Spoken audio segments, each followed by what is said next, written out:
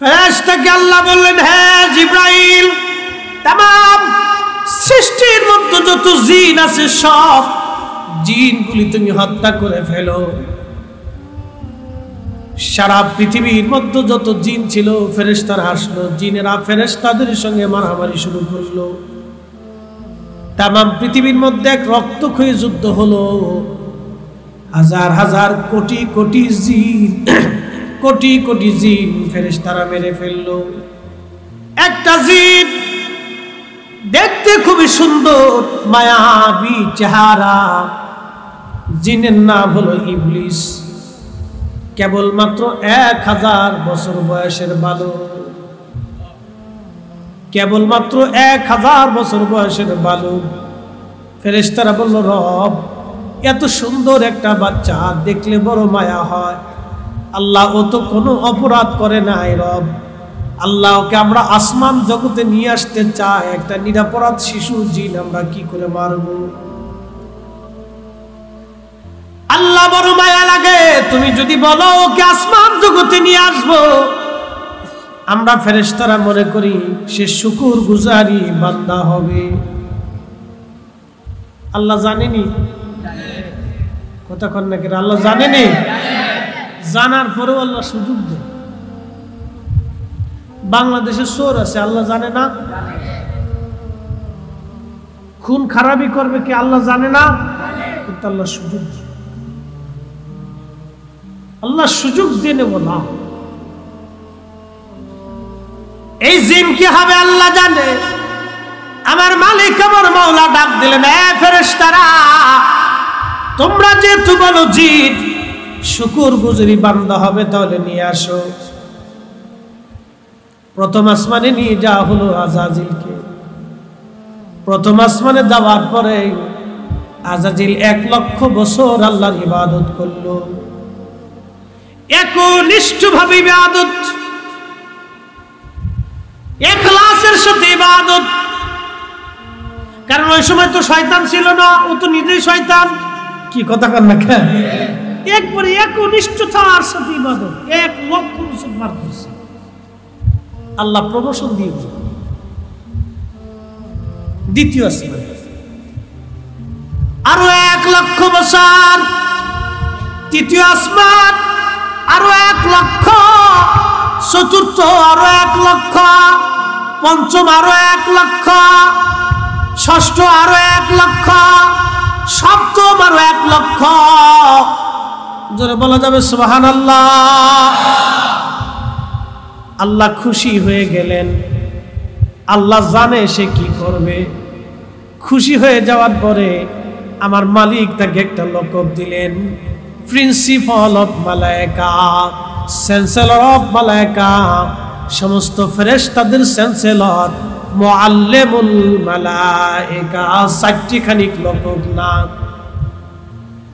সে বিরাট বড় শাইখুল হাদিস, বিরাট বড় মুফতি, বিরাট বড় মুহাদ্দিস, বিরাট বড় আলেম, বিরাট বড় আবেদ। মুআল্লিমুল মালায়েকা, সৃষ্টির সমস্ত ফেরেশতাদের মুআল্লিম। তাফসীরের মধ্যে আসছে সে আরশে মুআল্লার নিচে আল্লাহ ইয়াকুত, জমরদ, মণি, মুক্তা, দামি পাথর দিয়ে, জান্নাতি পাথর দিয়ে আল্লাহ তার জন্য একটা মিম্বর বানাই দিতেন। মিম্বরের সামনে বিরাট বড় প্রান্তর ছিল। বিরাট বড় প্রান্তরের সামনে কোটি কোটি ফেরেশতারা বসতো। আর সে মিম্বরে বৈশা, চেয়ারে বসে বসে সে আল্লাহর গুণগান করত, আল্লাহর তাওহীদ রুবুবিয়াতের কথা বলতে বলতে প্রশংসা করত। আর ফেরেশতারা শুনে শুনে শুনে শুনে চোখের পানি ফেলে ডুকরিয়ে ডুকরিয়ে তার ওয়াজ শুনে কাঁদতে থাকতো। এত বড় চমৎকার ওয়াজ ছিল, বিরাট বড় ওয়াজ ছিলেন আজাজিলের, বিরাট বড় ওয়াজ। এই ওয়াজ শুনে কোটি কোটি ফেরেশতারা চোখের পানি ফেলে ফেলে তারা কাঁদতো। এত সুন্দর ওয়াজ ইবলিসের আজাজিলে। হায় হায়, ওয়াজ চলতে লাগলো এইভাবে আরো কয়েক লক্ষ বছর। এরপরে আমার মালিক আমার সব ফেরেশতাদেরকে ডাক দিলেন। সব ফেরেশতাদেরকে ডাক দিয়ে আল্লাহ আরেকটা সম্মেলন করলেন। বিরাট বড় মহা সম্মেলন হলো। সেই সম্মেলনে আমরা ছিলাম না, খালি ফেরেশতারা আর ফেরেশতা। আল্লাহ সম্মেলনে ডাক দিলেন, ইদ ক্বালা রাব্বুকা লিল মালাইকাতি ইন্নী জাইলুন ফিল আরদি খলিফা।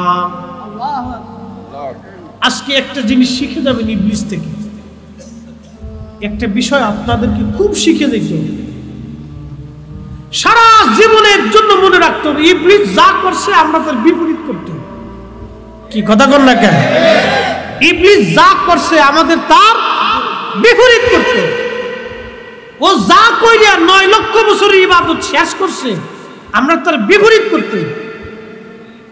শিখিয়ে দিয়েছে ভাই, কষ্ট হবে? দেখেন আল্লাহর হিকমতটা কি। লক্ষ লক্ষ বছর পার হয়েছে, লক্ষ লক্ষ বছর পার হয়েছে, আল্লাহ সমস্ত ফেরেশতাদেরকে সামনে দাঁড় করাই আল্লাহ একটা ভাষণ দিচ্ছে। আল্লাহ তার রাসূলকে বলতেছে, হাবিব আপনি স্মরণ করেন তো ওই দিন ফেরেশতাদের সম্মেলনে আমি আল্লাহ পাক কি বলেছিলাম? আমি ফেরেশতাদেরকে বলছিলাম, ফেরেশতারা আমি দুনিয়ার ভিতরে খলিফা পাঠাবো। আল্লাহ আমরারে পাঠাইবো, আমরারে। মারহাবা কর। জুতা চুরি করার লাগিয়া, সুদ খাওয়ার লেগা, ঘুষ খাওয়ার লেগা, মানুষের মাথায় বাড়ি দেওয়ার লেগা, রক্ত চুষার লেগা, আর একজনের হক মেরে খাওয়ার লেগা না। এই জন্য পাঠাইতেন আমরা। আল্লাহ বলছে খলিফা। ও মুসলমান, খুব মনোযোগ দিয়ে, আজাজিল তখন আল্লাহর দরবারে বিরাট বড় মর্যাদা, তার মুআল্লিমুল মালায়েকা। চারটিখানি কথা না, সব ফেরেশতাদের মুআল্লিম সে, বিরাট বড় লকব তার। আল্লাহ সব ফেরেশতাদেরকে ডাক দিলেন, ডেকে বললেন, আমি আল্লাহ খলিফা দুনিয়াতে পাঠাবো। আমার মালিক আমার আল্লাহ বললেন, কি বললেন? আমি খলিফা পাঠাবো, পৃথিবীতে মানব জাতি পাঠাবো। একসাথে বলবেন মারহাবা। আল্লাহ আমাদেরকে পাঠাবে। সব ফেরেশতাদের সামনে যখন উপস্থাপন করলো, ফেরেশতারা বলল, ক্বালু আতাজআলু ফীহা মাইয়ুফসিদু ফীহা ওয়া ইয়াসফিকুদ দিমা।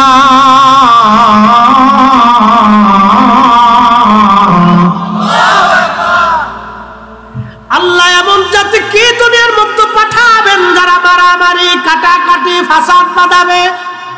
তার মানে আপনি একটু দেখেন তো, কান্দুঘরবাসী, কান্দুঘর দরবার শরীফের মুহিব্বিনেরা, কামাল্লা দরবারের মুহিব্বিনেরা, শাইখুল হাদিসের মুহিব্বিনেরা, একটু বুঝে যান তো, একটু শিখে যান। বাংলা না, পৃথিবীর এমন কোন অঞ্চল নাই যে অঞ্চলে ঝামেলা না আছে। ঘরের ভিতরে ঝামেলা, স্বামী স্ত্রীর ঝামেলা, গ্রামে গ্রামে ঝামেলা, পাড়ায় পাড়ায় ঝামেলা, আত্মীয় আত্মীয় ঝামেলা, ভাইয়ে ভাইয়ে ঝামেলা আছে না? আপন রক্তের ভাইয়ে ভাইয়ে ঝামেলা। ঘরের বেডি খালি ফিন মানে। কি ঠিক আসতে করলেন কেন? কি মিশে কথা বললাম? ঘরের মহিলা খালি ফিন মানে।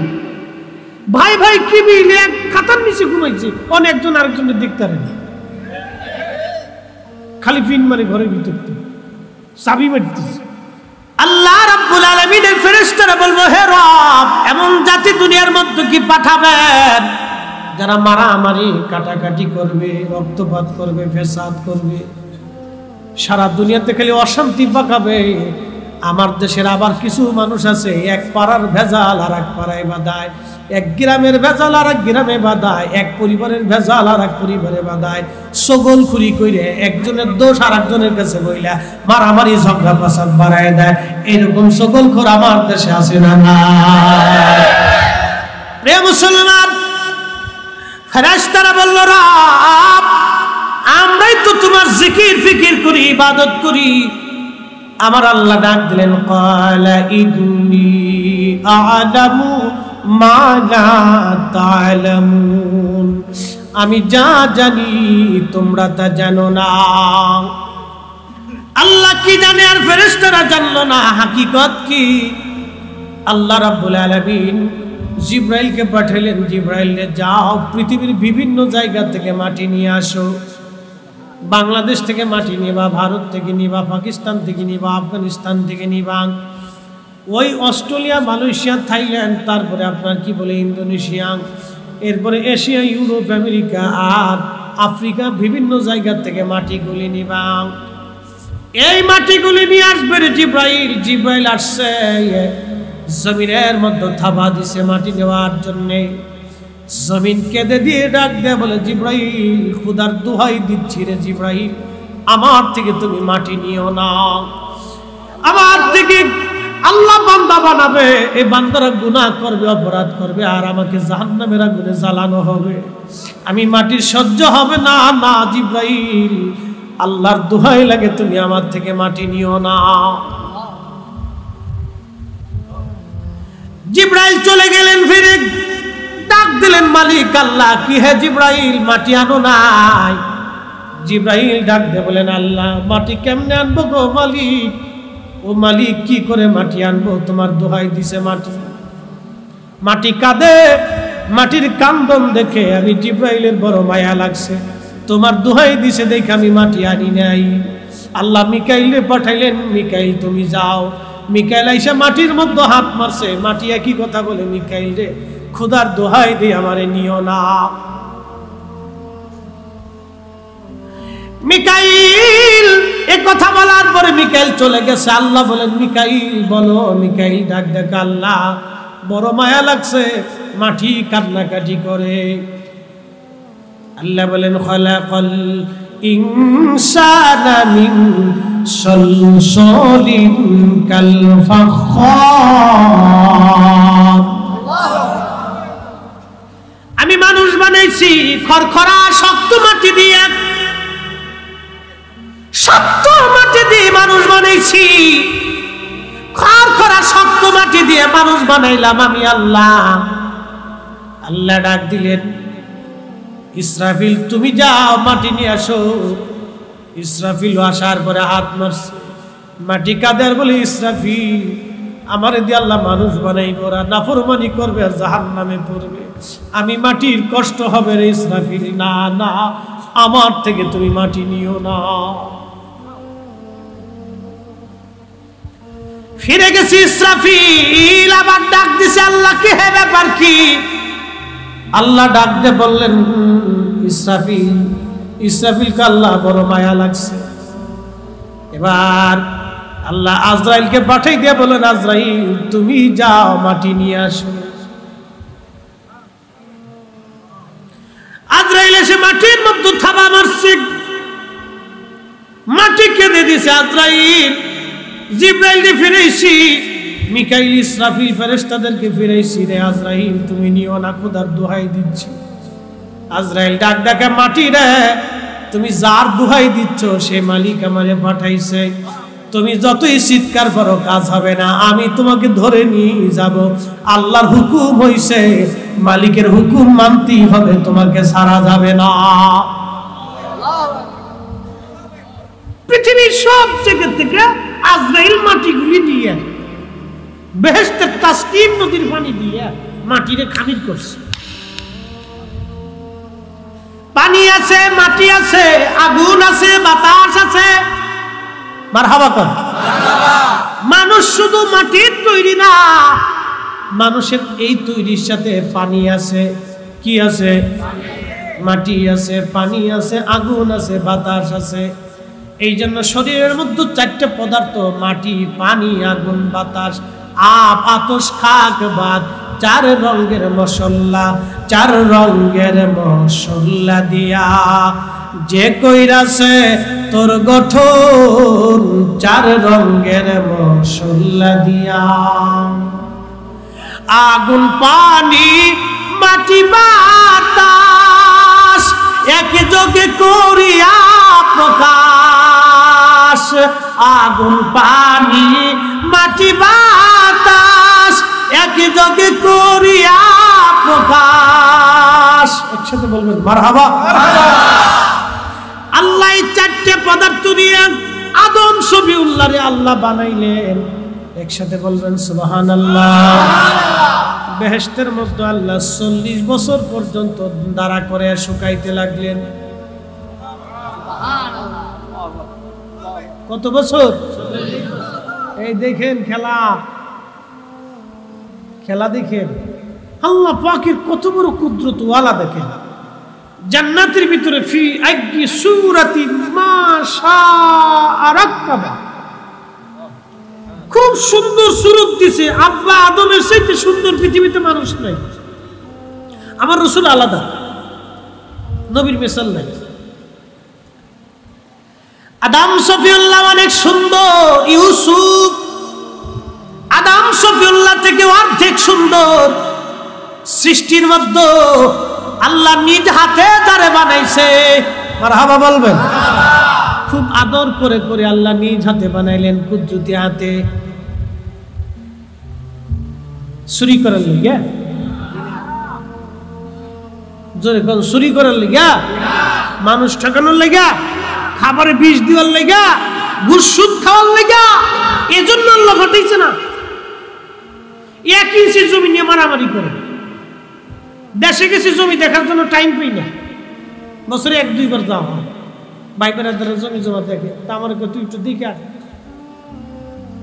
পশ্চিম পাড়া গেছে জমি দেখার জন্য, যাই দেখি জমির আতাল ঠেলতে ঠেলতে ঠেলতে ঠেলতে কোনা বাধা এলাইছে এক হাত। আমি বললাম কাকা, ছোটকাল থেকে তো এটা সোজা দেখছিলাম, বাঁকা কেমনি হয়েছে? না ওই আমারই মাইতে আমি পামু। আচ্ছা পাইলে তো আপনি নিয়ে গেলেন আলহামদুলিল্লাহ, আর যদি মাফে আপনি না পান তাহলে কিয়ামতের ময়দানে কিন্তু বুঝে সুঝে নিবাই। পরের তারিখ যা দিয়ে সোজা হয়ে গেছে। প্রিয় মুসলমান, খুবই মনোযোগ। হযরত আদম শফিউল্লাহকে আল্লাহ চমৎকার সুন্দর দিয়ে বানাইলেন। কোরআন আল্লাহ বলেন লাকাদ খালাকনাল ইনসানা ফি আহসানি তাকওয়িম। আদম শফিউল্লাহকে আমার রব্বুল আলামিন খুব সুন্দর সুরত দিয়ে আমার আল্লাহ বানাইলেন। এত সুন্দর সুরত আল্লাহ আর কাউকে কোনোদিন দেবে না। কিন্তু একটা কথা মনে রাখবেন, জান্নাতের ভিতরে আদম শফিউল্লাহর দাড়ি থাকবে আর আমাদের দাড়ি থাকবে না। একমাত্র আদম শফিউল্লাহর দাড়ি থাকবে সেদিন একবারে এই বুক পর্যন্ত ঘন কালো দাড়ি থাকবে। আমাদের আব্বাজানের দাড়ি থাকবে, আর আব্বাজান আদম আলাইহিস সালামের একটা পরিচয় হবে আবু মুহাম্মদ, মুহাম্মাদের বাবা। একবার জোরে বলা যাবে কি মারহাবা? মুহাম্মদ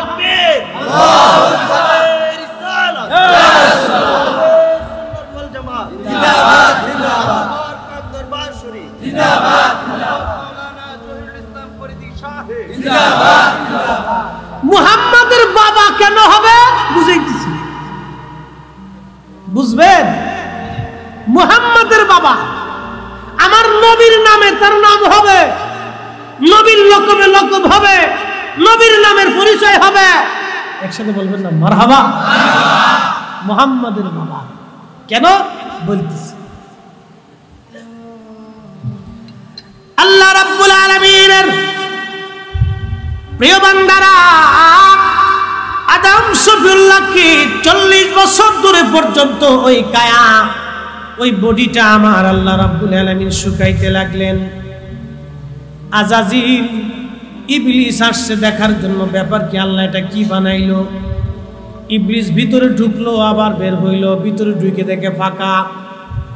ইবলিস চারপাশ দিয়ে ঘুরে কয় না, এটা দিয়ে আল্লাহর কোনো কাজ হবে না, কোনো লাভ হবে না, একবারে ভিতরে বাইরে সব ফাঁকা। ইবলিস চলে গেল, ও জানে না আমার মালিকের ইচ্ছা কি। বিশ্ববিখ্যাত মুহাদ্দিস ইমামুল কুররা হাফিজুল হাদিস মোল্লা আলী কারি মাক্কি রাহমাতুল্লাহ আলাইহি, জিনার লকব ইমামুল হারামাইন ওয়াস শরীফাইন, 2 হারামের ইমাম ছিলেন, এক মক্কার ইমাম, মদিনার ইমাম। ওনার জমানাতে ওনার সিগনেচার ছাড়া কেউ মুহাদ্দিসের খেতাব পাইতো না। তিনি মোল্লা আলী কারি মাক্কি হানাফি, বিশ্ববিখ্যাত হাদিস বিশারদ, আজ থেকে 450 বছর আগে আমার নবীর মিলাদের উপরে একখানা কিতাব লিখেছেন, মিলাদ শরীফের উপরে কিতাব লিখেছেন আল মাওরুদুর রাফি ফি মাউলিদিন নবী সাল্লাল্লাহু আলাইহি ওয়াসাল্লাম। একবার জোরে বলা যাবে কি মারহাবা। 450 বছর আগের মুহাদ্দিস ইমামুল কুররা, ইমামুল হুফাজ, ইমাম মোল্লা আলী কারি, তিনি মিলাদুন নবীর দলিল খুঁজে পায়, কিতাব লেখে। আর আমার দেশের ইমামে মিলাদুন নবী খুঁজে পায় না। তার মানে বোঝা গেল ঘাপলা আছে। হ্যাঁ আজকে বলেন কেন, জোরে বলেন কি আছে? পবিত্র ঈদে মিলাদুন নবী জিন্দাবাদ। জহিরুল ইসলাম ফরিদী সাহেব ওনার আগে, ওনারও 100 বছর আগে মিলাদুন নবীর উপরে কিতাব লিখেছেন ইমাম মোল্লা হযরত আল্লামা ইমাম আবুল ফদল জালালউদ্দিন আব্দুর রহমান আস-সুয়ুতি। আল হাবিলিল ফতোয়া হুসনুল মাকাসিদি ফি আমালিল মাউলিদ।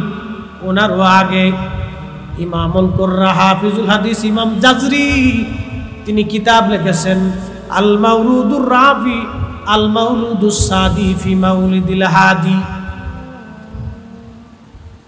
আল্লামা ইমাম নাসিরউদ্দিন দামেশকি লক্ষ লক্ষ হাদিসের হাফিজ, মিলাদুন নবীর উপরে কিতাব লিখছেন। আল্লামা ইমাম রজব হাম্বলি, তিনিও মিলাদুন নবীর উপরে কিতাব লিখেছে। মালিকি মাযহাবের ইমাম ইমাম ইবনে হাজ আল মাদখালের মধ্যে মিলাদুন নবীর পক্ষে লিখেছে। আল্লামা ইমাম ইবনে কাসির আল বিদায়া ওয়ান নিহার ভিতরে মিলাদুন নবীর প্রথম যিনি কিতাব লিখেছেন ইমাম ইবনে দাহিয়া আত-তানযীর ফি মাউলিদিল বাশিরিন নাযীর, এই কিতাবের প্রশংসা ইমাম সুয়ুতি ইমাম ইবনে কাসির করেছেন। একসাথে জোরে বলা যাবে কি মারহাবা। আমরা দেশের ইমাম সাহেব যদি না পায়, আমরা দোষ না ইমাম সাহেবের দোষ? 550 650 বছর আগের আইম্মায়ে কিরাম মিলাদুন নবীর উপরে কিতাব লিখে দলিল সাবমিট করেছে, দলিল নাস দিয়েছে, উসুল সাবমিট করেছে মিলাদুন নবীর উপরে। এখন কেউ না বলে ওটা আমাদের ফাংশন না ভাই। যতদিন হায়াত থাকবে, হ্যাঁ শাইখুল হাদিসের রুহানি সন্তানেরা শুনে যান, কামাল্লা দরবার সেই রুহানি সন্তানেরা, আল্লাহর ওলির মুহিব্বিনেরা, কাদেরিয়া, চিশতিয়া, নকশবন্দিয়া, মুজাদ্দিদিয়া, যেই পীরের মুরিদ হই না কেন, যতদিন হায়াতে বেঁচে থাকবো ততদিন পর্যন্ত মিলাদুন নবীর পক্ষেই থাকবো। হাত উঁচা করে বলেন ঠিক কি না? তাকবীর, নারে তাকবীর, আল্লাহু আকবার, নারে রিসালাত, ইয়া রাসূলুল্লাহ। পবিত্র ঈদে মিলাদুন নবী জিন্দাবাদ, জিন্দাবাদ। মিলাদুন নবী যেখানে আমরা আছি সেখানে কুরআন সুন্নাহর আলো ঘরে ঘরে আলো। নারে তাকবীর, আল্লাহু আকবার। এটা কেবল 5-7 জনের নাম বলছি, আরো প্রায় 40 জনের নাম আছে। বিশ্ববিখ্যাত আরো 40 জন ইমাম ও মুহাদ্দিসের কিতাব আছে। মারহাবা বলবেন না? এত সংখ্যক আইম্মায়ে কিরাম মিলাদুন নবীর উপর কিতাব লিখছে, আমরা দেশের মোল্লা হয়তো খুঁজেই পাই না। এসব দেখি কানার হাট বাজার, এক কানা কই আর এক কানার চলো এবার ভব পারে, ওরে নজদিক কানা পথ চিনে না, পরকে ডাকে বারংবার। এসব দেখি কানার হাট বাজার। কয়েকদিন আগে আরবের এক শায়েখ ওয়াজ করতেছে, হাই হাই আরাবিয়ান শায়েখ, সৌদি আরব, আল্লাহ হেদায়েত করুন। তারে প্রশ্ন করছে, নবীজি রওজা শরীফ জিয়ারতের উদ্দেশ্যে নিয়ত করে সফর করে আসার কোনো সুযোগ বিধান ইসলাম কি বলে? উনি বলছেন শিরিক এবং হারাম। কি চিন্তা করছেন, সে কোন জায়গা ফতোয়া দিছে? রাসূলের রওজা উম্মত জিয়ারত করবে। আরে মদিনার মসজিদে মানুষ নবীর জন্য যায়, আমরা রাসূলের জিয়ারতে নবীর কদমে দাঁড়িয়ে হাজিরা দেওয়ার জন্য মক্কা থেকে মদিনায় আমরা যাই। কথা বলুন ঠিক কিনা? ও শিরিক আর হারামের ফতোয়া দিচ্ছে। হেতামুল্লাহ সৌদি আরবে আছে, হেতামুল্লাহ দিয়ে এ জমিনে দিন কায়েম হয় নাই, এ জমিনে দিন কায়েম হয়েছে শাহজালালের মাধ্যমে, শাহপরানের মাধ্যমে, খান জাহান আলীর মাধ্যমে, কামরুদ্দিন রুমির মাধ্যমে, মুজাদ্দিদ আল ফিসানির মাধ্যমে, হযরত খাজা বাকি বিল্লাহর মাধ্যমে, হযরত কুতুবউদ্দিন কাকির মাধ্যমে, নিজামউদ্দিন আউলিয়ার মাধ্যমে, খাজা মাইনুদ্দিন চিস আজমারি সঞ্জরি আউলিয়া کرامের মাধ্যমে দিন পেয়েছি। তাদের দেওয়া দেখানো দিন চলবে, কথা বলতে ঠিক কি?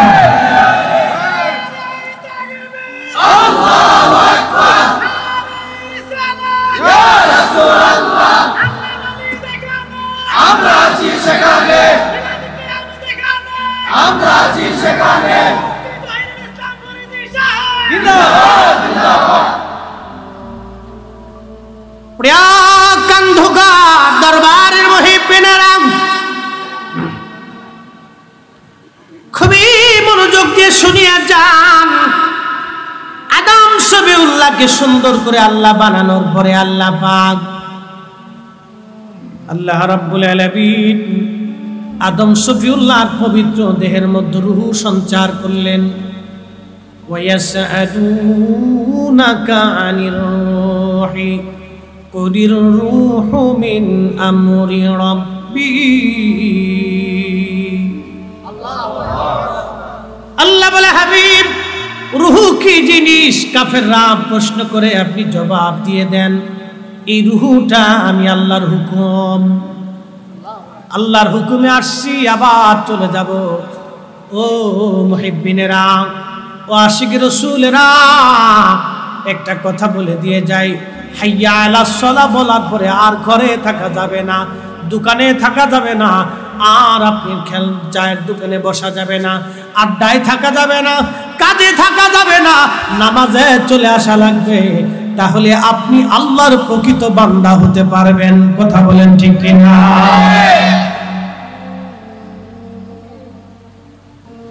আদর করে আল্লাহ বানাইছে, আদর করে আল্লাহ বানাইছে। রুহু ফুকাই দেওয়ার পরে রুহু ফিরে আসে। বিশ্বখ্যাত মুহাদ্দিস মোল্লা আলী কারি মাক্কি আল মাওরুদুর রাবির মধ্যে তিনি লেখেন, রুহু ফিরে চলে আসার পরে আল্লাহ বলেন, রুহু কেন ফিরে আসলা? বলে, মালিক মাওলা, এমন একটা জায়গা তুমি পাঠাইলা, খালি অন্ধকার, এখানে থাকার কোনো পরিবেশ নাই।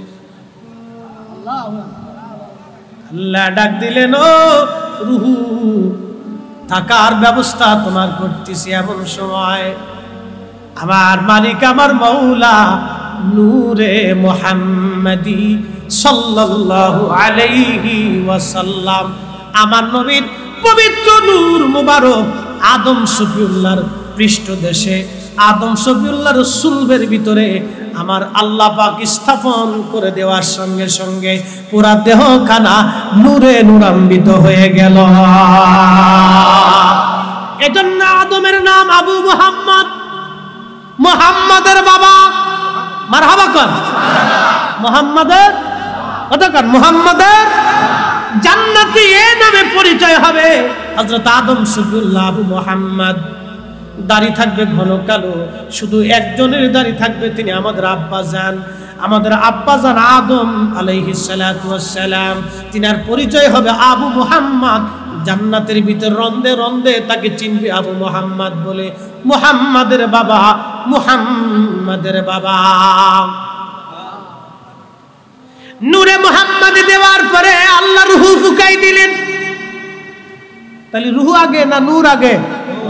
কথা কর না, রূহ আগে না নূর আগে? নূরে মুহাম্মদি আগে, রূহ গেল পরে। এজন্য পৃথিবীতে যারা নবীর গোলামি করবে, নবীর পক্ষে যারা থাকবে, তারা ওই প্রকৃত ঈমানের স্বাদ তাদের অন্তরে আসবে। সারা জীবন মনে রাখবে, প্রকৃত ঈমানের স্বাদ তার অন্তরে লাগবে। যারা নবীর গোলামি করবে, প্রকৃত ঈমানের স্বাদ তাদের অন্তরে আসবে। এই জন্য আল্লাহ রাসূল বলেন, লা ইউমিন, ঈমানদার তুমি হবে না, হাত্তা আকুনা হাব্বা ইলাইহি মিন ওয়ালিদিহি ওয়া ওয়ালাদিহি ওয়ান নাসি আজমাইন। সন্তান সন্ততি, পিতা মাতা, জমি জমা, টাকা পয়সা, মান সম্মান দুনিয়াদারি রাজা বাদশা দল বেদল বাড়ি গাড়ি স্ত্রী পুত্র পরিজন তোমার যা কিছু আছে সব কিছুর চাইতে যদি আমি নবীকে ভালো নাই বাসো, ঈমানের স্বাদ তুমি নিতে পারবে না, ঈমানের স্বাদ তুমি পারবে না, ঈমানের স্বাদ পাবে না। জীবনের চাইতে যদি নবীকে প্রাধান্য দাও, ঈমানের স্বাদ পাওয়া যাবে, ঈমানের স্বাদ পাওয়া যাবে। আল্লাহ কবুল করুন। আওয়াজ তুলে ধরে বলেন আমিন। প্রশ্ন রাখতে পারেন মুফতি ফরিদি, জান্নাতের ভিতরে নবী আদম শফিউল্লাহ জান্নাতে, আবার নবীজিও তখন জান্নাতে। সুবহানাল্লাহ বলবেন। আদম শফিউল্লাহরে আল্লাহ বানাইয়া পরিপূর্ণ জীবন দিয়ে আদম শফিউল্লাহ জীবন পাইলেন।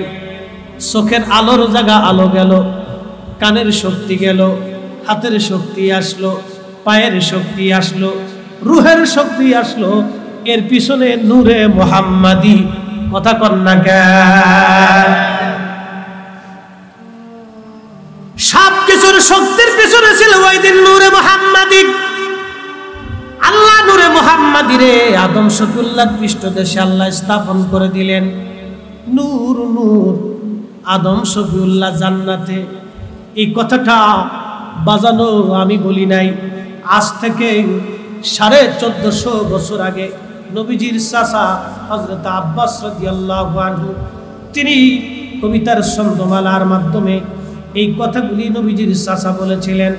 আমার ঘরে দুই কিতাবখানা আছে, 27 খানা কিতাবের মধ্যে এই কওলটা আসছে। নবীজির চাচা তাবুকের যুদ্ধের ময়দানে তিনি নবীজিকে দাঁড়ায় বলেন, ইয়া রাসূলুল্লাহ, আপনি যদি অনুমতি দেন আমি একটা কবিতা ছন্দ আপনারা শোনাইতে চাই। নবীজি বললেন, চাচা যান, বলেন কি কবিতা আপনি আমারে শোনাইতে চান? কবিতাটা কি বলেন? হযরত আব্বাস রাদিয়াল্লাহু আনহু কবিতার ছন্দে ছন্দে তিনি বলতেছিলেন, মিন ক্বাবলিহা তিবিতা ফিল জিলালি ওয়া ফি মুস্তাওদাইন হাইসু ইখসাফুল ওয়ারা। ও নবীজি, আদম শফিউল্লাহ যখন জান্নাতে, আপনি নবী তখন একা ছিলেন না, আদম নবী একা ছিল না, আপনি নবী তখন আদম শফিউল্লাহর সাথেই ছিলেন। না হইছে না? আরো জোরে, আরো জোরে। খালিমুল্লাহ আলী কারি মাক্কি লেখে নাই, 1450 বছর আগে রাসূলের চাচা বলতেছে 30,000 সাহাবী উপস্থিত। মারহাবা কর। কত হাজার? আমরা কয় হাজার? 30,000 সাহাবী তাবুকের যুদ্ধের ময়দানে 30,000 সাহাবীর সামনে নিয়া চাচা বলতেছে, নবী গো, অনুমতি দিলে ভাতিজার প্রশংসা করব। বলে, বলেন চাচা কি কবিতা গাবেন? আমাদের দেশের ছেলেরা মাঝে মধ্যে নবীর নাচ গায় না? গায়নি? গায়, গাইলে ভালো, অনেক ভালো, সুন্নতে সাহাবা। কারো অন্তরে যদি নাতি রাসূল ভালো না লাগে, বুঝবেন ওর অন্তরে শয়তান বইছে। ও আজাজিলের খালাতো ভাই, ইয়াজিদের চাচা। বলে, হুজুর এইটা কইলেন কেন? কারণ আমাদের দেশে আবার ইয়াজিদের কিছু প্রশংসার লোক আছে, ইয়াজিদুর রহমতুল্লাহ, ওই ইয়াজিদের খালাতো ভাই লাগে। ইয়াজিদরে ভালো মানুষ বানাইছে, কি চমৎকার শয়তান চিন্তা করতে পারছে। শয়তানে হাসার কয়, ভাই তোর মতো খলিফা যতদিন দুনিয়াতে আছে আমার আর চিন্তার কারণ নাই, তুই দারুণ সাইজ করে দিতেছিস, যা চালাই দি, তোর খেলাফত দিয়ে গেলাম, আমি চাইলে। বুঝবেন কেউ যদি ইয়াজিদের প্রশংসা করে বর্তমানে, তাহলে বুঝবেন ওই হলো ইয়াজিদের অরিজিনাল বর্তমান 1 নম্বর দালাল। ওর পিছনে নামাজ পড়ার, শয়তানের পিছনে নামাজ পড়ার মধ্যে কোনো তফাৎ নাই, কোনো তফাৎ নাই। আল্লাহু আকবার, কসম খোদা, কোনো তফাৎ নাই। ও আজাজিলের ভাই, ওর পিছনে নামাজ পড়বেন না। কি পড়বেন না? নামাজ পড়বেন না। শক্তি থেকে জুতা দিয়ে বাইরে মসজিদ থেকে খেদাই দিলেন। একবার ওপেন বলে দিয়ে গেলাম, গোপন নাই, এগুলো ওপেন। এই ইয়াজিদ মদিনায় 3 দিন হত্যাযজ্ঞ করেছিল, 10,000 মদিনার মানুষ মেরেছিল, 70 জন সাহাবী হত্যা করেছিল, 700 কোরআনের কারি হাফেজদেরকে শহীদ করেছিল, 1000 মদিনার কুমারী নারী আনসারী আহা যারা রসুলকে পাহারা দিত, নবীর বংশের তাদের পাহারা দিত, নবীর জন্য খাবার পানি জোগাড় করে দিত, সেই পর্দানশীল নারীদেরকে ঘর থেকে বের করে এনে 1000 কুমারী নারীর ইজ্জত লুণ্ঠন করেছিল মদিনা। আল্লাহু আকবার, তাদের কান্না আকার ভারী হয়েছিল। লা হাওলা ওয়ালা কুওয়াতা ইল্লা বিল্লাহ। এই ইয়াজিদের প্রশংসা যারা করবে ওই মসজিদের ইমামকে জুতা দিয়ে পিটিয়ে মসজিদ থেকে বের করতে হবে। আমি লিখিনি, আজ থেকে 900 বছর আগে ইমাম জৌজি আল মুতাআসসিবুল আনিদ মিন জাম্মি ইয়াজিদ কিতাব লিখে প্রতিবাদ করে গেছে।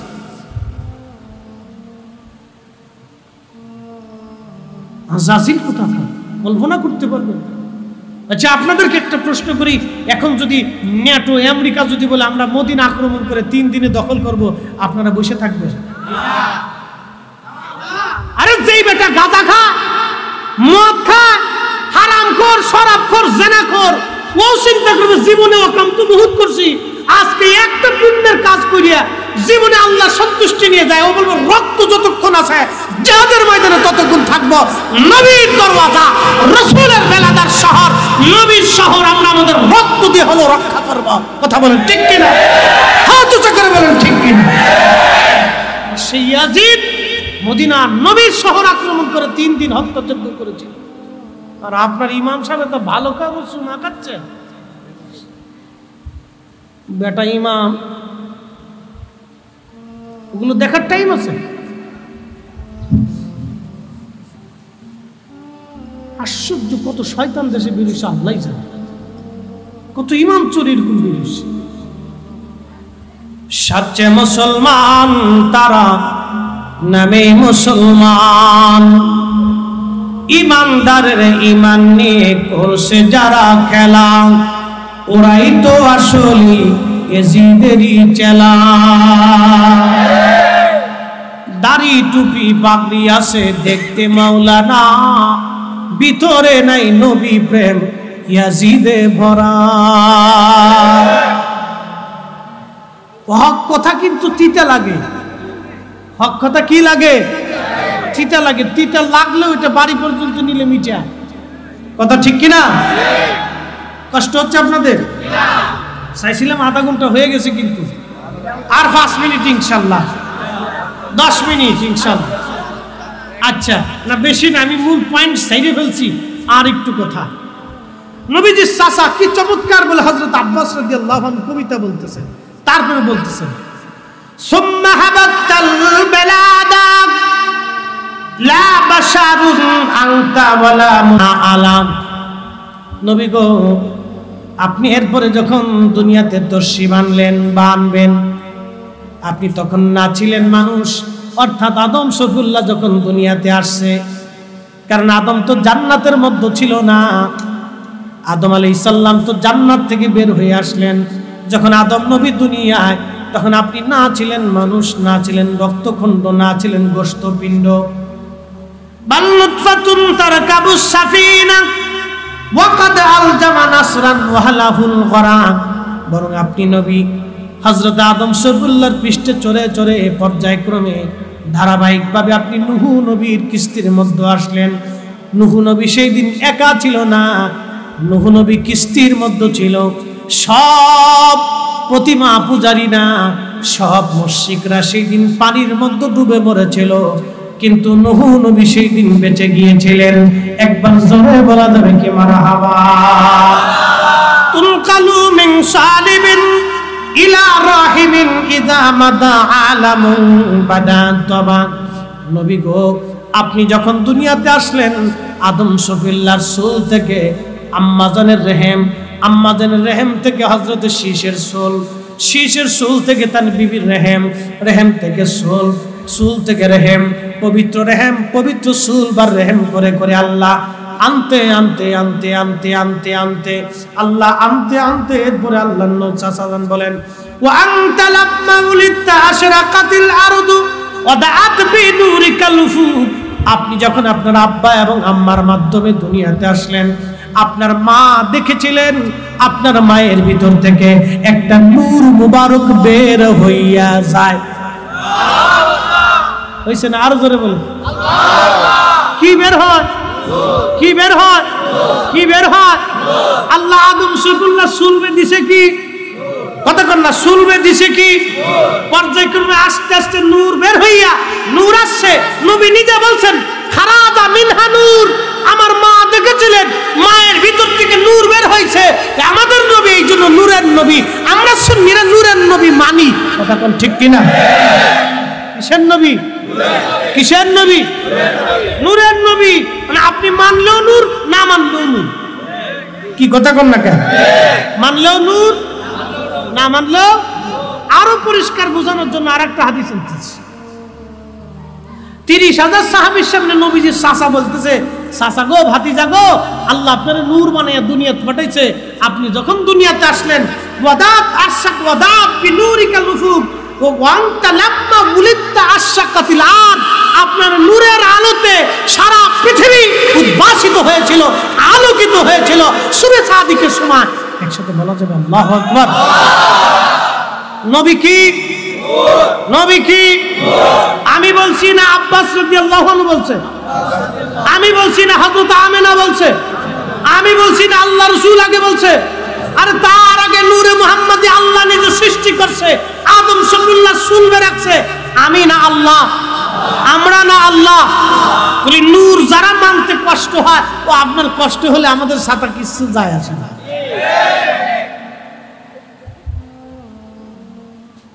বুঝে যাবে, আরেকটু বুঝে। হ্যাঁ, দালাইলুন নবুওয়াত বাইহাকির বিশুদ্ধ হাদিস। প্রিয় নবী বলতেছেন আদম শফিউল্লাহর সামনে ওই দিন রোজা আজলে আদম শফিউল্লাহর সামনে আল্লাহ সমস্ত আদম সন্তানদেরকে দেখাইল। কিয়ামত পর্যন্ত যত সন্তান আসবে সবাইকে দেখাইলেন। আমরাও ছিলাম। মারহাবা কন। কারা ছিল? ঘুম আইসেনি আপনাদের? কারো যদি আসে তো ধাক্কা দেন, এটা বোঝা লাগবে, জোরে ধাক্কা দেন। কারণ আপনারা পরিশ্রমী মানুষ, সারাদিন পরিশ্রম করেন, ঘুম আসাটা স্বাভাবিক। আর মাহফিল তো এটা বাপ রহমতের জায়গা, এখানে আইলে এমনি একটু ঘুম আসে। মসজিদে ঢুকলে ইমাম সাহেব খুতবা যখন দেয় তো মুসল্লি ঘুমায় শেষ হয়ে যায়, মনে হয় 36,000 বছর ঘুমাইছে না। তার মানে ওই জায়গায় আল্লাহর রহমত নাজিল হয়তো, দুনিয়ার আর কোনো চিন্তা থাকে না, ঠাস করে ঘুম এসে যায়। একসাথে বলবেন না মারহাবা। মসজিদে ঘুমাই পড়ছে, ঘুমাইতেছে।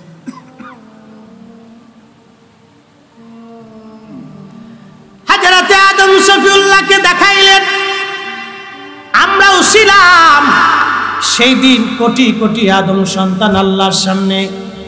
আদম নবী দেখে একজন চোর, একজন ডাকাত, একজন সুদখোর, আর একটা ঘুষখোর, একটা কানা, একটা ল্যাংড়া, একটা বুবা, একটা ধনী, একটা দরিদ্র, একটা গরিব, একটা ভিখারি, একটা রাজা, একটা বাদশাহ, একটা প্রধানমন্ত্রী, একজন জ্ঞানী, একজন ডাক্তার, একজন ইমাম, একজন ওলি, একজন আবেদ, একজন কুতুব, একজন মুজাদ্দেদ, একজন ইমাম, একজন মুসল্লি, একজন শাইখুল হাদিস, একজন ছাত্র, একজন প্রিন্সিপাল, একজন আপনার মুফতি, একজন মুহাদ্দিস। মারহাবা কর। আদম নবী দেখতেছে আল্লাহ রে, আদম আলাইহিস সালামকে আল্লাহ, এরা তো সব আমার সন্তান। সন্তানের প্রতি বাবার তো অনেক বড় মায়া। আল্লাহ, আল্লাহ তুমি এইভাবে বৈষম্য না দিয়ে একবারে সমান দিয়ে দাও। ধনী গরিব করার দরকার নাই, কালা ধলা করার দরকার নাই, ল্যাংড়া কানা বুবা করা এগুলির দরকার নেই। সব ইমানদার বানাই দাও আর সব ধনী বানাই দাও, সব এক লেভেল করে দাও। আল্লাহ বলেন আদম রে, তা হবে না, আমি তোমার সন্তানদেরকে পরীক্ষা করার জন্য দুনিয়াতে পাঠাইতেছি। কে আমি আল্লাহর গোলামি করবে, কে আমার রাসূলের গোলামি করবে, এটা দেখার জন্য পাঠাইতেছি। যা ওইভাবে হবে না, আমি যেইভাবে পাঠাবো ওইভাবেই হবে। ক্বালা ইন্নী আ'লামু মা লা তা'লামুন, আমি যা জানি তোমরা যা জানো না। আমি আল্লাহ ওদেরকে পরীক্ষা করার জন্য পাঠাইতেছি। এজন্য দুনিয়ার ভিতরে আল্লাহ নবীর গোলামি যারা করে এরা হলো পাস করে। আপনার টাকা পয়সা, চেহারা, সৌন্দর্য, ধনী দরিদ্র, ওই পয়সা করি, এলেম কালাম, ডাক্তার, এই প্রধানমন্ত্রী, রাষ্ট্রপতি, এই কোনো কিছু দিয়ে আল্লাহর ময়দানে হাসরের মাঠে নাজাতের রাস্তা নাই। নাজাত পাইতে হলে নবীর কদমের গোলামি করে যেতেই হবে। কথা বলে ঠিক কিনা? নবীর কদমের গোলাম হয়ে যেতেই হবে, ভিন্ন কোনো রাস্তা নাই। আল্লাহ রাখে নাই। এই সময় নবী বলতেছেন, শোনো, ফারআনি নূরান সাতিআন ফি আসফালিহি। আদম আলাইহিস সালাম দেখলেন, আমি নবীকে সেই সময় উজ্জ্বল নূর ওয়ালা হিসেবে দেখি। কি ওয়ালা? জোরে কোন, কি ওয়ালা? নূর ওয়ালা। ইয়া রাব মান হাদা। আদম নবী জিজ্ঞেস করলেন, হে রব, এই নূরওয়ালাকে? আল্লাহ পাক বলেন, হাদা ইবনুকা আহমদ, ইনি তোমার সন্তান মুহাম্মাদুর রাসূলুল্লাহ সাল্লাল্লাহু আলাইহি ওয়াসাল্লাম। একবার জোরে বলা যাবে কি মারহাবা? আল্লাহ বলেন, তোমার ছেলে, তোমার সন্তান মুহাম্মদ। আদম নবীকে আল্লাহ বলতেছেন তোমার সন্তান। তার মানে আদমকে আমাদের সাথে পরিচয় করার আগে নবীর ব্যাপারে আল্লাহ নিজে বলছেন তোমার সন্তান। এজন্য জান্নাতের ভিতরে আদমের পরিচয় হবে আবু মুহাম্মদ, মুহাম্মাদের বাবা। একসাথে বলবেন না মারহাবা? মুহাম্মাদের, মুহাম্মাদের। কারণ ওই সময় আল্লাহ প্রথম পরিচয় করেছে ইবনুকা আহমদ, তোমার ছেলে মুহাম্মদ হবে। শোনো আদম, হুয়াল আউয়াল, সৃষ্টিতে তিনি প্রথম, ওয়া হুয়াল আউয়াল ওয়াল আখির, এবং নবী হিসেবে শেষ নবী, ওয়া হুয়া আউয়ালু শাফি। কিয়ামতের ময়দানে আমার কাছে ইনি সর্বপ্রথম সুপারিশ করনে বলা। ইনার আগে কেউ সুপারিশ করতে পারবে না, ইনার পরে আর কেউ নবী হবে না, আর ইনার আগে কেউ সৃষ্টি হয় নাই, ইনার আগে আমাকে আল্লাহ বলে কেউ স্বীকারও করে নাই। ইনি প্রথম নবী, ইনি শেষ নবী, ইনি প্রথম সৃষ্টি। একসাথে বলা যাবে মারহাবা? আমি বলছি না আল্লাহ বলছে? আল্লাহ বলছে, আমি বলি না। আদম, ইনি তোমার সন্তান, ওয়াল আউয়াল, সৃষ্টিতে প্রথম, নবী হিসেবেও প্রথম, মানব হিসেবেও প্রথম, কালেমা পড়া হিসেবেও প্রথম। আমি আল্লাহকে এ নবীর আগে কেউ আল্লাহ বলে ডাক দেয়নি। আদম পরিচয় দিলাম, ইনি তোমার সন্তান। ফারআনি নূরান সাতিআন ফি আসফারিহি। আদম বলে, আল্লাহ এত সুন্দর নূরওয়ালাকে তো চিনলাম না।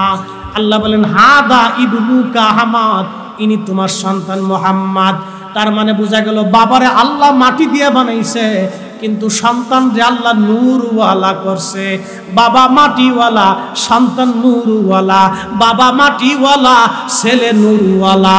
কি কথা কন না কেন? কি বাবা কিওয়ালা? একসাথে বলেন, বাবা কিওয়ালা?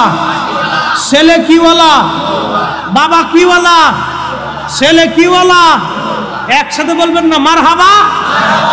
নবী নূরওয়ালা। এখন আপনি মানলেও নূর, না মানলেও নূর, মানলেও নূর, না মানলেও নূর। রাসূল নিজে বলছেন, ফারআনি নূরান সাতিয়ান। যখন আমি নূর ছিলাম তখন আমার আব্বা মাটির তৈরি মানব আদম ছিল, পরিপূর্ণ আদম। ওই সেকেমে আল্লাহ আমাকে ঢুকাইছেন। ওই সেকেম হইয়া নবীজির চাচা আব্বাস বলতেছেন, তুনকালু মিন রাহিমিন ইলা সালিবিন রাহিমিন ইযা মাদা আলামুল বাদা তবা। আপনাকে রেহেম করে সেল, সুলভ করে রেহেম, পর্যায় ক্রমে পবিত্র রেহেম আর সুলভ করে আল্লাহ যুগের পর যুগ আবর্তন বিবর্তন করাইয়া আব্দুল্লাহ এবং আমেনার মাধ্যমে আল্লাহ যখন আমেনার থেকে আপনাকে বের করে নিয়ে আসলো, তখন আমেনা দেখতেছে খারাজা মিনহা নূর। ওই আমেনার ভিতর থেকে একটা নূর বের হয়ে গেল। ওই নূরের আলোতে অন্ধকার শুভে সাদিকের সময় কুসুরুস শাম, শামের রাজপ্রাসাদ একবারে পরিষ্কার দেখা যাইতেছিল। একবার জোরে বলা যাবে আল্লাহু আকবার। নবী কিওয়ালা? আদম সফিউল্লাহ কিওয়ালা? বাবা মাটিওয়ালা, ছেলে কিওয়ালা? আল্লাহ আনতে পারেনি, পাওয়ারটার মনে দুর্বল। আমরা দেশের ওই যারা মানে না, এদের কাছে মানে আল্লাহর জিগেল লাগছে, বুঝে বাড়ি যাবে। ঝগড়া করে কোনো লাভ নেই। ইজ্জত আমি দেই, ভুটাভুটি করে হয় না, নির্বাচন করে হয় না, চাওয়ার আগেই আল্লাহ দিছে। কি ঠিক আসতে বলেছেন? প্রথম নবী সৃষ্টির প্রথম, এটি কি ভুটাভুটি করে হয়েছে? নবী কি চাইছিলেন না আল্লাহ ইচ্ছা করে দিছে? আল্লাহ হাবিবুল্লাহ তারে বানাইছে, নবী চাইছিলেন না ইচ্ছা করে দিছে? আল্লাহ ইচ্ছা করে দিছে। তিনি রহমাতুল লিল আলামিন, নবী কি চাইছে না আল্লাহ দিছে? আল্লাহ ইচ্ছা করে দিছে। তিনি শ্রেষ্ঠতম রাসূল, ইমামুল মুরসালিন, নবী চাইছে না আল্লাহ ইচ্ছা করে দিছে? না চাইতেই নবীকে আল্লাহ দিছে। আমরা সেই নবীর উম্মত, মানলেও ভালো, যে মানবে তাও ভালো, না মানলে আমার নবীর কিচ্ছু আসে যায় না। আমরা সুন্নিয়তের কিচ্ছু আসে যায় না। সুন্নিয়ত সুন্নিয়তের জায়গায় থাকবে, আহলে সুন্নাতুল জামাত আহলে সুন্নাতুল জামাতের জায়গায় থাকবে। আপনার ঈমান আমল আকীদা নিয়ে আপনি কবরে চলে যাবেন, কিয়ামতের মাঠে আপনাকে জিজ্ঞাসা উত্তর দিতে হবে, কবরেও আপনাকে উত্তর দেওয়া লাগবে। ও সাতা আমাদের কিচ্ছু যায় আসে টাসে না। এবার বুঝে তারপরে কবরে যায়, বুঝে কবরে যায়, নাহলে কিন্তু বাটাম চালান কপালে আসে। বুঝে যেত বলে আল্লাহ রসুলের এই বিষয়টাকে এত মজবুত করে দেখতেছেন কেন? আল্লাহ রসুলের চুল মুবারক আমরার কাছে পৃথিবীর সবকিছু চাইতে দামি। কি কথা খারাপ বলছে? নবীজি চুল মুবারক না ঘাম মুবারক, তার উপরে দেয় পেশাব মুবারক। রসুল কারীমের পেশাব মুবারক যদি পাইতাম তো পৃথিবীর সব ধন সম্পদের চাইতে ওই পেশাব মুবারক আমাদের কাছে বেশি দামি। কথা কোন ঠিক কিনা? যার পেশাবকে আমরা এত পরিমাণে দামি বলি, তাকে কি পরিমাণে দামি মনে করতে পারি? আল্লাহ দিছে, আমরা দেই না। কথা কোন ঠিক কিনা? আল্লাহ নিজে দিছে। সহিহ মুসলিমের ভিতরে একটা হাদিস আছে, এক সাহাবী নবীর জন্য ইয়ামান থেকে একটা চাদর আনছে। চাদর এনে আল্লাহর হাবিবের সামনে উপস্থাপন করে বলেন, হুজুর আমি আপনার জন্য ইয়ামান থেকে চাদর আনছি। আল্লাহর হাবিব চাদরটা নিলেন, গায়ে লাগাইলেন। আর এক সাহাবী পাশ থেকে এসে বলেন, ইয়া রাসূলুল্লাহ আমি এক ভিখারি আসছি, আপনি ওই চাদর আপনি আমাকে দান করে দেন। মারহাবা কর। তো আল্লাহ রসুল তো দানশীল ছিলেন, চাদরটা খুলে সাহাবীকে দিয়ে দিল। অন্য সাহাবীরা খুব রাগান্বিত হয়ে গেছে। তুমি জানো না আল্লাহর হাবিবের চাদরটা খুব দরকার? তুমি এটাও জানো যে নবীর কাছে চাইলেই দিয়ে দিবে, তুমি কেন চাইলা? অন্য সাহাবীরা তো মধুর মাছির মতো ধরছে, আজকে মারবি, তুমি রসুলকে কষ্ট দিছ। সাহাবী কান্নাকাটি করিয়া আল্লাহ রসুলের দরবারের সামনে এসে কাঁদতেছে। তো নবী জিজ্ঞেস করলেন, কাঁদো কেন? বলি, ইয়া রাসূলুল্লাহ ওই চাদরটা নিছি আমি আপনাকে ব্যথা দেওয়ার জন্য। হুজুর আমাকে মাফ করে দেন, ওই চাদর মুবারকটা নিছি আমার জীবনের একটা ইচ্ছা, যেই চাদরটা রাসূলুল্লাহর গায়ে লাগলো আমার মাটি দেওয়ার সময় ওই চাদরটা দিয়ে যেন আমার কাফনের কাপড় পরাই দেন। কি বুঝলেন? সাহাবীরা 1 টাকা দান করছে আর আপনার উহুদ পরিমাণে টাকা দান করার সমান। সাহাবীরা 1 রাকাত নামাজ পড়ছে আর আপনার সারা জীবনের নামাজও এক পাল্লা দিলে হবে না। একজন সাহাবী 1 রাকাত নামাজ রাসূলুল্লাহর পিছনে পড়ছেন, আর সাহাবী ব্যতীত সব উম্মতের নামাজ যদি এক পাল্লায় দেন, নবীর পিছনের 1 রাকাত নামাজের সমানের ওজন সমান হবে না। কি কথা কল না কে? ঠিক কিনা? এই নামাজটাও দাম হইছে নবীর কারণে। কি কথা কল না কে? ওই নামাজটার দাম হইছে কার কারণে? নবীর কারণে। নবীর সাথে নামাজ পড়ার কারণে ওই 1 রাকাত নামাজের দাম কত চিন্তা করুন তো। আল্লাহু আকবার। সাহাবী বলতেছে, হুজুর আমি এই চাদরটা দিয়ে আমার কবরে কাফনের কাপড় বানাবো। একজন সাহাবী রাসূলের চাদর নিয়ে কাফনের কাপড় বানাইতে চায়, তাহলে তাদের কাছে কাপড়ের দাম কত ছিল? কাপড়ের দাম যদি এটা হয় তো স্বয়ং রাসূলের দাম তাদের কাছে কত ছিল? একসাথে বলা যাবে না আল্লাহু আকবার? যে যাই বলুক, আহলে সুন্নাতুল জামাতের দরজা থেকে আমরা ছাড়বো না, যাব না, এই পতাকা ছাড়বো না, দাঁত দিয়ে কামড়তে ধরে রাখবো। কথা বলেন ঠিক কিনা? আল্লাহ প্রত্যেকের কবুল করুক, বলে না আমিন। আদম শফিউল্লাহ জান্নাতি সব ফেরেশতাদেরকে আল্লাহ বলেন উসজুদু লি আদম। ফেরেশতারা রে তোমরা আদমের দিকে সেজদা দাও। সব ফেরেশতারা আদম শফিউল্লাহর দিকে তাকায় সেজদা দিল, কিন্তু আজাজিল ফেল খাইছে। দেখেন 9 লক্ষ বছরের ইবাদত, মুআল্লিমুল মালায়েকা, এক মুহূর্তের মধ্যেই তার শেষ কেমনে হয়। সব ফেরেশতারা সিজদায় পড়ে গেল। মোল্লা আলী কারি মাক্কি আল মাওরুদির রাবির মধ্যে লেখেন, হযরত ইমাম সাখাবী রাহমাতুল্লাহ আলাইহি বলতেছেন, ইমাম সুবকি রাহমাতুল্লাহ আলাইহি বলতেছেন যে এই সেজদা ছিল আল্লাহর জন্য, মাসজুদ ছিল আল্লাহ, কিবলা ছিল আদম শফিউল্লাহ, মাসজুদ ছিল আল্লাহ, কেবলা ছিল আদম শফিউল্লাহ। কিন্তু ওই আদম শফিউল্লাহর সেকেমে ছিল নূরে মুহাম্মাদি। যদি ওই দিন আজাজিল জানতো নূরে মুহাম্মাদি আদম শফিউল্লাহর সেকেমে, তাহলে সবার আগে আজাজিল সেজদায় পড়ে যাইতো। আজাজিল জানে না, ভুল করে ফেললো, সেজদা দিল না। আল্লাহ জিজ্ঞেস করলেন, আরে আজাজিল কি জন্য সেজদা দিলি না? আজাজিল ডাক দেখ, আল্লাহ ওরে বানাইছো মাটি দিয়া, আমারে বানাইছো আগুন দিয়া, আমার ধর্ম উপরের দিকে যাওয়া, ওর ধর্ম নিচের দিকে যাওয়া, এই এমন মাটির তৈরি মানবকে আমি কি করে সেজদা দিতে পারি? না আল্লাহ, সেজদা আমি দিব না। আল্লাহ বলেন, আজাজিল আমি আল্লাহ পবিত্র, আমার জায়গা পাক, আমি আল্লাহ পাক, আমি আল্লাহ পবিত্রটাকে ভালোবাসি, তুই অহংকার করলি, তোর দিলটা নষ্ট করে ফেললি। অহংকারী জায়গা আমি আল্লাহর দরজায় হবে না।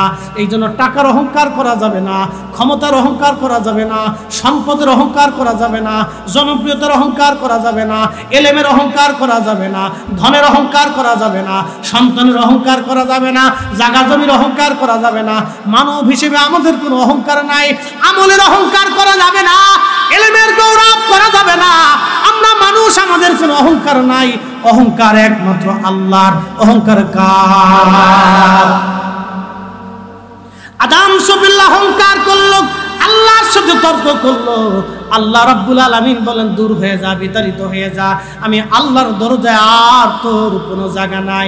তার মানে আজাজিল যা করলো আমাদের উল্টা তাই করা লাগবে। আজাজিল অহংকার করলো, সেজদা দিল না, আমাদেরকে সেজদা দেওয়া লাগবে, আর আল্লাহর দরবারে মাপ চাইতে হবে। আমরা যখন সেজদা দিব, আল্লাহর দরবারে মাপ চাবো, আমার আল্লাহ আমাদের জীবনের গুনাহগুলি তখন মাফ করে দিবে। কি কথা কোন ঠিক কিনা? মসজিদে নামাজ পড়ার জন্য যখন ঢুকেন, ওয়াজ শেষ, আর বাড়াবো না, রাত বেশি কষ্ট হবে। মসজিদে নামাজের জন্য যখন ঢুকে সেজদার মধ্যে পড়ে যান, সুবহানা রাব্বিয়াল আলা, সুবহানা রাব্বিয়াল আলা, সেজদার মধ্যে পড়ে গেলেন, তখন আল্লাহ ডাক দিল, ও ফেরেশতারা, আমার এই বান্দা বানাইতে তুমি নিষেধ করছিলা, দেখো আমার বান্দা সেজদার মধ্যে পড়ে যাইয়া আমি তারে কাম দিলাম, ক্রোধ দিলাম, লোভ দিলাম, হিংসা দিলাম, কিয়া দিলাম, কামনা দিলাম, বাসনা দিলাম, রিয়া দিলাম, অহংকার দিলাম, অহমিকা দিলাম, এরপরে তারে আমি যৌন বাসনা দিলাম, ক্ষুধা দিলাম, আশা দিলাম, আকাঙ্ক্ষা দিলাম, পজিটিভ দিলাম, নেগেটিভ দিলাম, ভালো দিলাম, মন্দ দিলাম। এরপরেও শয়তান আজাজিল তার পিছনে লেগে আছে। আমার বান্দা শয়তানকে লাথি মারছে, কামনার আশা আকাঙ্ক্ষা দুনিয়ার সব কিছু লাথি মেরে ফেলে দিয়ে আমার বান্দা আমি আল্লাহর কুদরতি কদমের সামনে সেজদায় পড়ে আমি আল্লাহর বরত্ব ঘোষণা করে নামাজের মধ্যে চলে আসছে। এ ফেরেশতারা, তোরাই তো আমারে বান্দা বানাইতে না করছিলি, দেখ আমার বান্দা সেজদার মধ্যে আছে। যা যা ফেরেশতারা, তোরা সাক্ষী থাক, আমি আল্লাহ আমার এই নামাজি বান্দার জীবনের গুনাহগুলি আমি আল্লাহ মাফ করে দিলাম।